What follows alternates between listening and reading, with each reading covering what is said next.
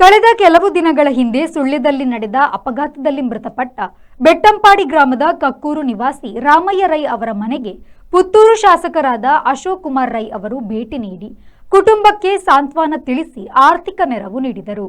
ಭಜನಾ ಕಾರ್ಯಕ್ರಮಕ್ಕೆ ತೆರಳಿದ್ದ ರಾಮಯ್ಯ ರೈ ಅವರು ತನ್ನ ಅಳಿಯನ ಜೊತೆಗೆ ತೆರಳುತ್ತಿದ್ದ ವೇಳೆ ಸುಳ್ಯದ ಕಾರೊಂದು ಹಿಟ್ ಅಂಡ್ ರನ್ ಮಾಡಿತ್ತು.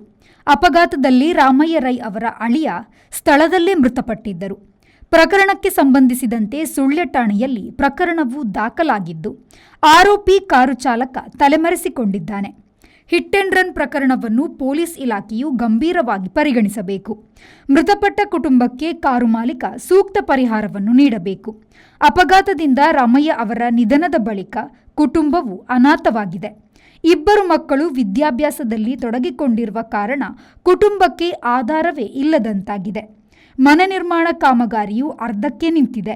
ಆಸರೆ ಇಲ್ಲದ ಕುಟುಂಬಕ್ಕೆ ಸೂಕ್ತ ಪರಿಹಾರವನ್ನು ನೀಡಬೇಕು. ಈ ನಿಟ್ಟಿನಲ್ಲಿ ಪೊಲೀಸ್ ಇಲಾಖೆಯು ಗಮನ ಹರಿಸಬೇಕು ಎಂದು ಶಾಸಕ ಅಶೋಕ್ ಕುಮಾರ್ ರೈ ಅವರು ಪೊಲೀಸ್ ಇಲಾಖೆಗೆ ಸೂಚನೆ ನೀಡಿದ್ದಾರೆ.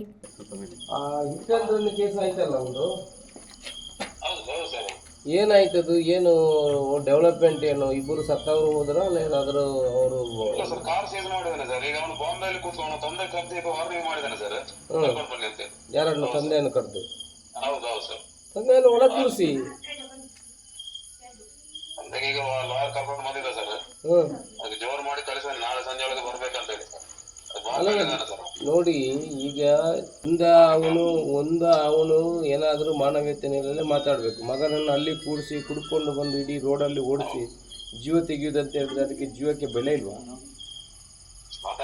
ಅಲ್ಲ, ಅವನ ತಂದೆಯನ್ನು ಒಳಗೆ ಕೂಡಿಸಿ ಇನ್ಸ್ಪೆಕ್ಟ್ರೆ, ಬಗುವರೆಗೆ ಅವನನ್ನು ಒಳಗೆ ಕೂಡಿಸಿ ತಂದೆಯನ್ನು.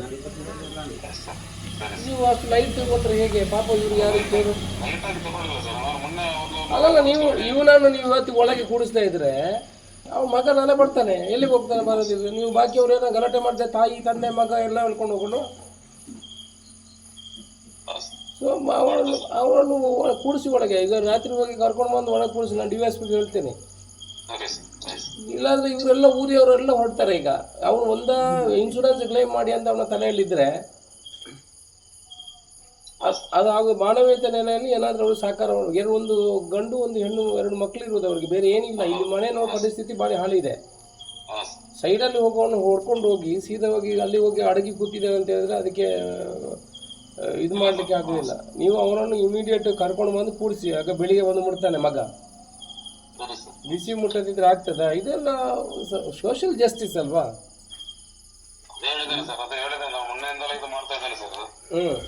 ಫೋನೆಲ್ಲ ಸ್ವಿಚ್ ಆಫ್ ಮಾಡಿದ್ರೆ ಮತ್ತೆ ಕಾಂಟ್ಯಾಕ್ಟ್ ಮಾಡಿ ಲಾರಿಗೆಲ್ಲ ಹೇಳಿ ಇದು ಮಾಡಿಸಿದೆ ಸರ್.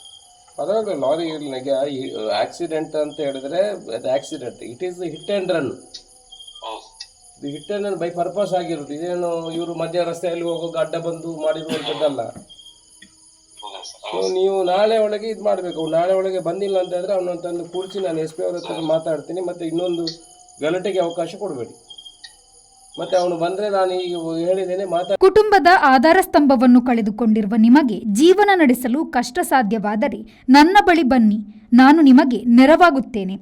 ಓರ್ವ ಶಾಸಕನೆಂಬ ನೆಲೆಯಲ್ಲಿ ಜನರ ಕಷ್ಟಗಳಿಗೆ ಸ್ಪಂದಿಸಬೇಕಾದ ಮಾನವ ಧರ್ಮ ನನ್ನ ಮೇಲಿದೆ.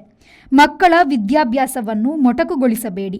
ಉದ್ಯೋಗ ದೊರಕಿಸಿಕೊಡುವಲ್ಲಿ ನೆರವಾಗುತ್ತೇನೆ.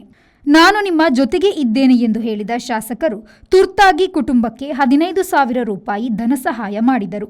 ಶಾಸಕರು ಮನೆಗೆ ಭೇಟಿ ನೀಡಿದ ಸಂದರ್ಭದಲ್ಲಿ ಅಲ್ಲಿ ಸೇರಿದ್ದ ಗ್ರಾಮಸ್ಥರು ಈ ಕುಟುಂಬವನ್ನು ನೀವು ಎಂದೂ ಕೈಬಿಡಬಾರದು, ಕುಟುಂಬಕ್ಕೆ ನ್ಯಾಯ ದೊರೆಯಬೇಕು, ಸೂಕ್ತ ಪರಿಹಾರವನ್ನು ನೀಡಬೇಕು ಎಂದು ಶಾಸಕರಲ್ಲಿ ಆಗ್ರಹಿಸಿದರು. ಇದೇ ಸಂದರ್ಭದಲ್ಲಿ ಆರೋಪ ಮಾಡಿದ ಗ್ರಾಮಸ್ಥರು ಈ ಮನೆಗೆ ಕೆಲವು ರಾಜಕೀಯ ನಾಯಕರು ಭೇಟಿ ನೀಡಿದ್ದಾರೆ. ಜೊತೆಗೆ ಬಂದವರಲ್ಲಿ ಫೋಟೋ ತೆಗೆಸಿ ಅದನ್ನು ಫೇಸ್ಬುಕ್, ವಾಟ್ಸ್ಆ್ಯಪ್ನಲ್ಲಿ ಹಾಕುತ್ತಾರೆ. 1 ರೂಪಾಯಿ ಕೂಡ ನೆರವು ನೀಡಿಲ್ಲ. ಫೋಟೋ ಕ್ಲಿಕ್ಕಿಸಿ ಸಾಮಾಜಿಕ ಜಾಲತಾಣದಲ್ಲಿ ಹಾಕುವ ರಾಜಕೀಯ ವ್ಯಕ್ತಿಗಳು ಇಲ್ಲಿಗೆ ಬರುವುದು ಬೇಡ. ನಮಗೆ ಅಂತವರ ಸಹವಾಸವೂ ಬೇಡ ಎಂದು ಹೇಳಿದ ಅವರು, ನೀವು ಈ ಕುಟುಂಬಕ್ಕೆ ನ್ಯಾಯ ಕೊಡುವಿರಿ ಎಂಬ ಭರವಸೆಯೂ ಇದೆ. ಆರ್ಥಿಕ ನೆರವನ್ನು ನೀಡಿದ್ದೀರಿ, ಮುಂದಿನ ಭವಿಷ್ಯಕ್ಕೆ ಭರವಸೆಯನ್ನು ನೀಡಿದ್ದೀರಿ ಎಂದು ಹೇಳಿದರು. ಮೃತ ರಾಮಯ್ಯ ರೈ ಅವರ ಕುಟುಂಬಕ್ಕೆ ಎಲ್ಲರೂ ಸೇರಿ ನೆರವು ನೀಡುವ ಕಾರ್ಯ ನಡೆಯಬೇಕು.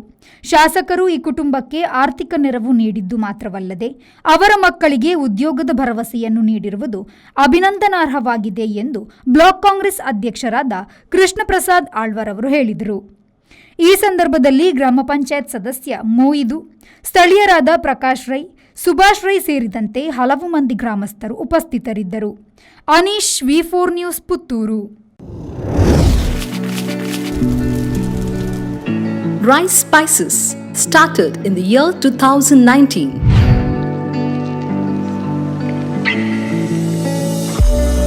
Today we have crossed 45 plus products. All our products are pure and natural without any adulteration. The products have authentic recipes. Process of preparation is also in a traditional way. We supply products to different supermarkets, retail shops, and we take up bulk orders for hotels and caterers.